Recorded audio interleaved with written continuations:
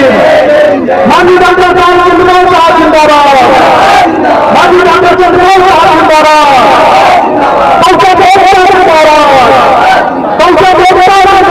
इस वक्त मैं मौजूद हूँ जनपद सीतापुर में, सीतापुर की ग्राम पंचायत लक्ष्मणपुर। बाबा साहब अम्बेडकर जी अमर रहे, बाबा साहब अम्बेडकर जी अमर रहे, सन 80 में यहाँ आया था, तब लोगों को धरती पर बैठते हुए देखता था, गुस्सा लगती थी। ने कहा कि राजनीतिक अपराधीकरण बंद होना चाहिए, भ्रष्टाचार बंद होना चाहिए। वो भी हम पहले इंडियन है, मिडिल में इंडियन है और अंत में इंडियन। जात भी समाज की स्थापना क्यों और कैसे है, सामाजिक परिवर्तन क्यों और कैसे? क्योंकि सन 1994 में हमारे वहाँ आए थे, जो है वो आडंबर पाखंडवाद में उलझी हुई हैं, क्या कहना है? उनके लिए ये कहना है कि ये सब आडंबरवाद से निकलें, बाहर अपने बच्चों को निकालें, खुद निकलें, आडंबर को पीछे करें, बाबा साहब का नाम बढ़ाएं। साथियों नमस्कार, जय भीम, नमो बुद्धाय। आप देख रहे हैं द बुद्धिस्ट टाइम्स टीवी में धीरेन्द्र कुमार। सबसे बड़ी इस वक्त मैं मौजूद हूँ जनपद सीतापुर में, सीतापुर की ग्राम पंचायत लक्ष्मणपुर, उसकी शादी हुई है ककरहिया, थाना कमलापुर, जनपद सीतापुर में। आपको बता दें आज यहाँ 5 दिवसीय बौद्ध धम्म ज्ञान चर्चा का आयोजन किया गया था, जो 11 अक्टूबर से लगातार चल रही थी और 15 अक्टूबर तक चलेगी। आज के इस विशेष दिन के कार्यक्रम में मुख्य अतिथि रहे पूर्व प्रमुख सचिव भारत सरकार, पूर्व सचिव उत्तर प्रदेश सरकार, पूर्व IAS डॉक्टर चंद्रपाल साहब, जो पूर्व जिलाधिकारी सीतापुर भी रहे हैं।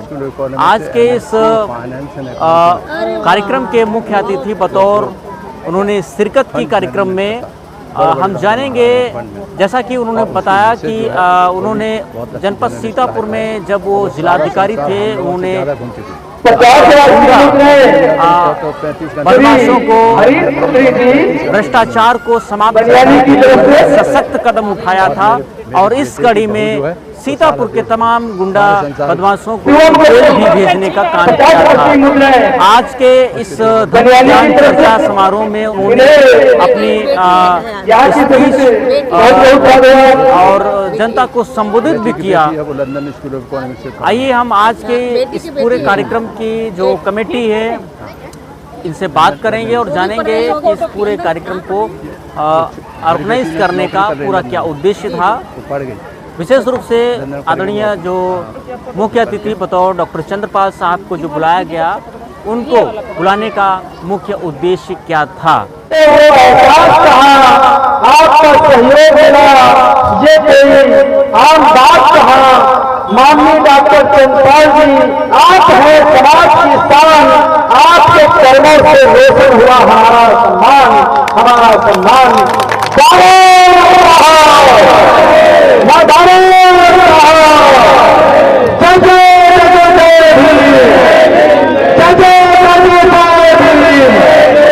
माननीय डॉक्टर चंद्रबाबू साहब जिंदाबाद, माननीय डॉक्टर चंद्रबाबू साहब जिंदाबाद,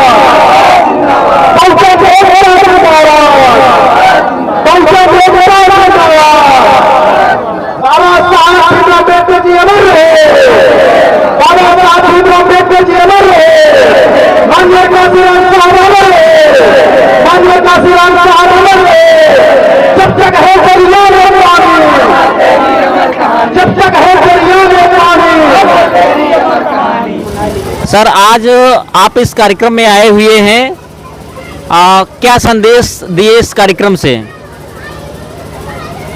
देखिए भाई, मैं पहली बात है कि सन 80 में यहाँ आया था, तब लोगों को धरती पर बैठते हुए देखता था, गुस्सा लगती थी।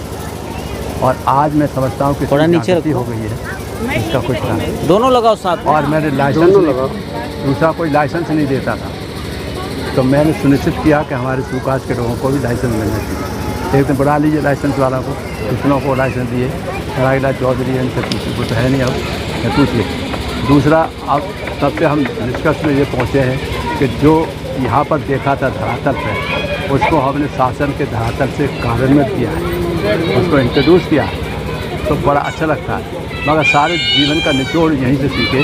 और वो ये था, क्योंकि ये पहली कलेक्टर थी हमारी, तो हमने देखा कि पहली बात हमने कहा कि राजनीतिक अपराधीकरण बंद होना चाहिए, भ्रष्टाचार बंद होना चाहिए, वो भी ऊंचे स्थानों पर है। और तीसरा जो है, आप जो है सबके वैमनस्यता ख़त्म हो, मानव एक समान जीने दो का उद्देश्य लेके चलें, कटुता पैदा नहीं करें, क्योंकि बाबा साहब के हम अनुयायी हैं। बाबा साहब ने कहीं कटुता नहीं पैदा की, हर एक ने कहा कि भाई सब लोग साथ मिल के चलोगे। और आश्चर्य होगा, उन्होंने ये भी कहा कि अगर आपत्ति किसी समय विपत्ति होगी देश में, तो सब लोग एकत्रित होकर उसका संघर्ष करेंगे उनके खिलाफ पर। तो बाबा साहब ने यही कहा, अंत में यही कहा कि सब एक हैं, और एक कहना चाहिए कि हम पहले इंडियन हैं, मिडिल में इंडियन है और अंत में इंडियन है। सबसे चीज़ हमारे लोगों को रखना चाहिए। दूसरा जो दूसरी जात के लोगों के लिए मैं कहता हूँ कि आप अब भूल जाइए ज़माना आपका जो है। हम चाहते हैं कि आप ब्राह्मणवाद के खिलाफ शुरू कर रहे हैं लोग, तो हम चाहते हैं कि हमारे सारे जात के लोगों को लिए, तो हर जात के लोगों के लिए शिक्षा होनी चाहिए। कौन सी शिक्षा? वैसी तो ठीक ही है, एक धार्मिक शिक्षा जिस पर केवल ब्राह्मणवादियों का ही अधिकार है। हम चाहते हैं कि उससे बड़ा जलन होती है लोगों को। हम चाहते हैं कि वो सबको शिक्षा मिले, सूत्र वगैरह पढ़ने की, और उस शिक्षा के आधार पर परीक्षा हो, और परीक्षा के आधार पर पादरी प्रीस्ट जो है प्रीस्ट की पोस्ट मिलनी चाहिए। तो ये एकता बढ़ाएगी और देश को मजबूत करेगी। जो हिंदूवादी चिल्लाते घूमते हैं लोग, अकेले उससे काम नहीं चलेगा। जो हम बता रहे हैं वो उस तरह से फॉर्मूला होगा, तभी जो हमारे जो दलित हैं, जिसे दलित कहते हैं, मैं कहता हूँ दलित कहलवाना बंद करो और बैन करो।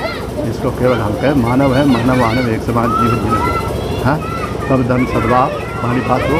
और जात विहीन समाज की स्थापना, जात विहीन समाज की स्थापना के लिए हमने उनको मंत्र भी दिया है कि सबके साथ जात विहीन समाज की स्थापना के लिए कानून बनाइए, और कानून आर्टिकल 17 का अमेंड करके बनाइए, जिससे कि वो बिल पास होगा, और बिल पास करके कि क्या कोई पूछेगा। ये शुरुआत हुई है, हाई कोर्ट ने भी कुछ हमारे स्टेटमेंट के आधार पर एक्शन दिया है कि जात के आधार पर पार्टी नहीं चलेगी, जात के आधार पर ये तो शुरुआत कर रहे हैं। आप लोग भी सोच लो कि जात विहीन समाज की स्थापना करना ही बाबा साहब का मुख्य उद्देश्य भगवान बुद्ध ने भी किया। इसलिए बाबा साहब की जो बात है एक पत्थर की लकीर है, बहुत ज़रूरी। मेरे कम से कम मैं तो यही मानता हूँ। मैं इधर उधर की बातें करते हैं, लड़ाई लड़े हो उसकी गुजरात नहीं करता। मैं आर्गूमेंट के आधार पर लोगों से कहता हूँ सेमिनार में आइए और आर्गूमेंट करिए, जात विहीन समाज की स्थापना क्यों और कैसे है, सामाजिक परिवर्तन क्यों और कैसे। जब तक ये नहीं बताएंगे तो केवल चापलूसी करके इधर उधर पार्टियों में बड़े ऊंचे पदों पर पहुँच जाने से कुछ नहीं होने वाला। देश का उद्धार तभी होगा और जब हर आदमी कह के ये देश ले रहा है और देश बीच में है, और हम लोग अंत में भी देश को प्यार करते हैं। और मुख्य रूप से हमारे जो अनुसूचित जात के लोग हैं उनके दिल में तो बाबा साहब रहते ही हैं। तो इस समय मौका है कि बाबा साहब को ध्यान रखते हुए और बुद्ध भगवान को अनुकरण करते हुए हम लोग अधिक से अधिक उन्नति कर सकते हैं, और बिना किसी लड़ाई के, बिना किसी खून खराबे के आप आगे बढ़ सकते हैं। अपने बच्चों को पढ़ाइए। हमने उदाहरण अपना दे दे के बोला है अभी आपको कि हमने क्या क्या खाते थे, कैसे हमारी विद्रोह माँ हमको पढ़ाया है। तो आप समझिए, मैं तो सबको यही कहता हूँ कि महिलाओं को हमारे कोई तो अपने बच्चों को पढ़ा। को धन्यवाद करते हुए हम महाबोधि सेवा समिति ग्राम लक्ष्मणपुर सकरिया महाबोधि सेवा समिति, एक महाबोधि महाविहार जो मुक्ति आंदोलन की लड़ाई लड़ रहा है, दूसरी ये समिति जो यहाँ पर 5 दिवसीय बुद्ध धम्म कथा कर रही है। क्या उद्देश्य, किन उद्देश्यों के से ये मतलब दोनों मेल खा रहे हैं? नहीं, जितने नाम बदल के बने तो मुझे तो कोई आपत्ति है नहीं। जितने सब जगह घर में खुलना चाहिए। नाम बदलने से कुछ नहीं होता। जब हम कोई भी समिति या संगठन बनाते हैं तो उस पर हम अपने कार्य व संगठन को इतना मजबूत करिए या छोटे लगाकर बड़े अक्षर को मजबूत करिए। संगठन में सबसे पहले हम छोटे इंसान को उठाएंगे, तब तक हम तभी अपनी सफलता को कामयाबी तक पाएंगे। और जिस छोटे इंसान में आज के इस कार्यक्रम में मुख्य अतिथि डॉक्टर चंद्रपाल साहब को बुलाया, किन उद्देश्यों से बुलाया, क्या वजह रही? क्योंकि सन 1994 में हमारे वहाँ आए थे, क्योंकि परम पूजनीय बाबा साहब का उद्घाटन किया था। हम लोगों ने उनके प्रति कभी देखा नहीं था और कभी हमने सुना भी नहीं था, बट आज हमने एहसास हुआ कि इतना बहुत बड़ा कार्य करने के बाद आज हम लोगों को, सभी लोगों को मौका मिला। मैं कहना चाहूँगा हमारे बीच में चंद्रपाल साहब काफ़ी पहले आए थे 24 अप्रैल 94 को। आज हम लोगों का ये था कि हमारे बीच में आए, हम लोग उनके विचार सुने, अच्छे विचार सुने, बहुत कुछ हम लोगों को दे के जा रहे हैं और हम इनको याद कर रखेंगे और आगे पीढ़ी को भी बताएंगे जी। बच्चों को भी बताएंगे। जी, यहाँ पर महिलाएं भी मौजूद हैं, हम उनसे भी बात करेंगे। कैसा लगा आज के इस कार्यक्रम में अपने मुख्य अतिथि को सुनते हुए? अच्छा लगा, हमको बहुत अच्छा लगा जी। ये जो कार्यक्रम हो रहा है, क्या उद्देश्य था जो कार्यक्रम को आयोजित किया गया? सबके कान में पड़ जाए, सब अच्छे तरीके से चले लागे कि का लेडीज है, का आदमी, का मेहरुआ, सब अच्छे तरीके से चले लागे, इसीलिए ये कार्यक्रम शुरू हुआ। विनोदनी अभी आवाज़ नहीं आ रही है। बौद्ध धम्म ज्ञान वर्षा धम्म का प्रचार प्रसार कार्यक्रम किया गया था जी। क्या कहना है बाबा साहब अम्बेडकर जी के और भगवान तथागत बुद्ध के विचारों को लेकर? और बाबा साहब डॉक्टर भीमराव अम्बेडकर जी के विचारों को लेकर के ये है कि हम सब लोग आगे बढ़ाना चाह रहे हैं बाबा साहब का नाम, भगवान बुद्ध का नाम। प्रचार प्रसार इसीलिए कर रहे हैं कि आगे बढ़ें, हमारे बच्चे आगे बढ़ें, कुछ करके दिखाएं समाज में, बाबा समाज में सुधार हो, समाज का उत्थान हो, समाज का सुधार हो। लेकिन महिलाएं तो हैं वो आडंबर पाखंडवाद में उलझी हुई हैं, लगातार जो है उन पर उत्पीड़न होते आ रहे हैं, लगातार हम देख रहे हैं कि शोषण हो रहा है, लेकिन फिर भी महिलाएं हैं कि जो है वो आडंबर पाखंडवाद में उलझी हुई हैं। क्या कहना है? उनके लिए ये कहना है कि ये सब आडंबरवाद से निकलें, बाहर अपने बच्चों को निकालें, खुद निकलें, आडंबर को पीछे करें, बाबा साहब का नाम बढ़ाएं, भगवान बुद्ध को के जो है कि आगे बढ़ाने के प्रयास करें।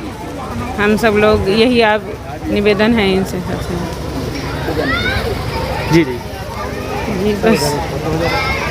आपके बीच में मुख्य अतिथि डॉक्टर चंद्रपाल साहब आए, उनके लिए क्या कहना है? अरे उनके लिए बहुत बहुत साधुवाद, बहुत बहुत धन्यवाद। मैं उनके लिए बहुत कहने क्या कोई शब्द ही नहीं, उनके लिए क्या मैं कहूँ, इतना बहुत अच्छा बोले, इतना अच्छा लगा हम लोगों को, हमारा समाज इतना बढ़ाए चंद्रपाल जी ने। बहुत बहुत धन्यवाद, बहुत बहुत साधुवाद। जी ये बताइए, यहाँ की जो जनता है लगातार जो है आप लोग धम्म ज्ञान वर्षा यानी धम्म का प्रचार प्रसार कार्यक्रम कर रहे हैं जी। क्या परिणाम क्या हो रहा है? क्या बाबा साहब अम्बेडकर की जो विचारधारा है, भगवान बुद्ध की जो विचारधारा है वो लोगों में जा रही है, या फिर सिर्फ जो है 5 दिन कथा होती है उसके बाद में लोग जो है एक कान से सुनते हैं दूसरे कान से निकाल देते हैं? क्या कहना है? ऐसा नहीं है, क्योंकि जो हम 2 वर्ष से ज्ञान बुद्ध चर्चा का आयोजन करा रहे हैं, 20% लोग के दिमाग में नहीं, 80% व्यक्ति को लोग नहीं गया, लेकिन 20% ऐसे व्यक्ति हैं जो बाबा साहब परम पूजनीय और गौतम बुद्ध के जीवन संघर्ष पर चल रहे हैं।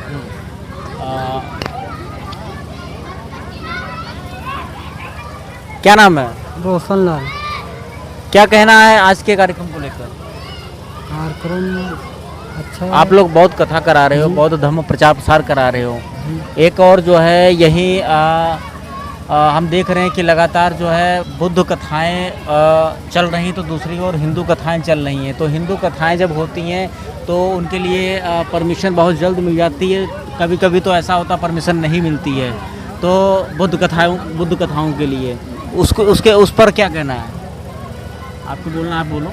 शासन प्रशासन जो है, शासन जो प्रशासन है, आज तक हमारे साथ हमेशा दबे कुचलों का सहारा कोई नहीं हुआ है, क्योंकि ये सत्ता में सिर्फ हिंदुओं और कोई कार्यक्रम होता है उसके लिए परमिशन की तुरंत से तुरंत मिल जाता है। हम लोग जाते हैं तो बताते हैं ये करिए वो करिए, क्योंकि ये शासन प्रशासन हम लोगों को आने का काम करते हैं। कहीं कहीं कलश यात्रा होती है, कहीं गणेश मूर्ति विसर्जन यात्रा होती है, कहीं आरएसएस की रैलियां निकाली जाती हैं।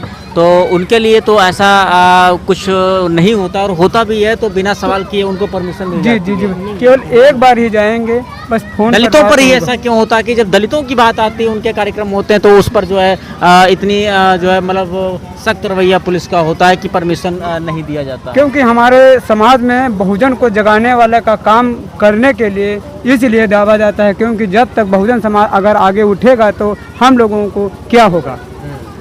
बिल्कुल। क्या नाम है आपका? रविंद्र कुमार। रविंद्र कुमार, क्या कहना है? आप लोग जो है पूरा इतना बड़ा विशाल अच्छा कार्यक्रम बुलाए, आयोजित किया। जी, मैं इसलिए बुलाया, मैं डॉक्टर चंद्रपाल जी के विचारों को सुनने के लिए। मैं उनकी बात यहाँ पे जो रखी हमको बहुत अच्छी लगी और उनके विचार भी बहुत अच्छे हैं। मैं ये चाहता हूँ कि मैं डॉक्टर चंद्रपाल जी के विचारों पर चलूँ। जी। मैं जब उनके विचारे पर चलूँगा तो मैं उनके ऐसी कामयाबी हासिल कर पाऊँगा। जी। मैं अपने कमेटी से भी कहना चाहता हूँ, अपने गांव के लोगों से भी कहना चाहता हूँ, मैंने जो चंद्रपाल जी को यहाँ पे मुख्य अतिथि के रूप पे बुलाया हूँ, तो जो अपनी विचार धारा की बात रखे हैं यहाँ पे, तो कमेटी के लोगों से हमारा गुजारिश है कि उनके विचार पे चलें, और गांव के लोगों से भी हमारा गुजारिश है कि उनके विचार पे चलें। जी बिल्कुल।